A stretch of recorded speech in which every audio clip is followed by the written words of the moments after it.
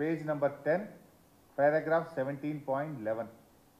Government of AP has already issued directions for handing over a total of 6 prioritized components of Srisailam and Nagarjuna Sagar project under their control to KRMB on 14/10/2021, GO number 54, GO number 17 respectively, as per the decisions taken by the 15th board meeting.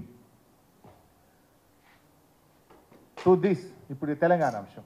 To this, Special Chief Secretary I&CAD, Government of Telangana stated that they do not agree for transfer of the components of Srisailam and Nagarjuna Sagar and stressed that the matter may be referred to the Apex Council to discuss common assets and to review the Gazette notification of 2482 dated 15/7/2021.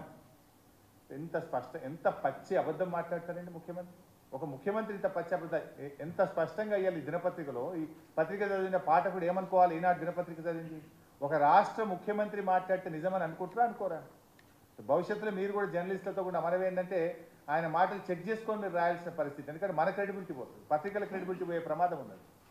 ఒక ముఖ్యమంత్రి మాట్లాడినప్పుడు ఒక ప్రముఖ దినపత్రికలు ఏమైంది వాళ్ళ ఆయన so 17th board మీటింగ్లో తెలంగాణ ప్రభుత్వం ఒప్పుకున్నది అని చెప్పింది.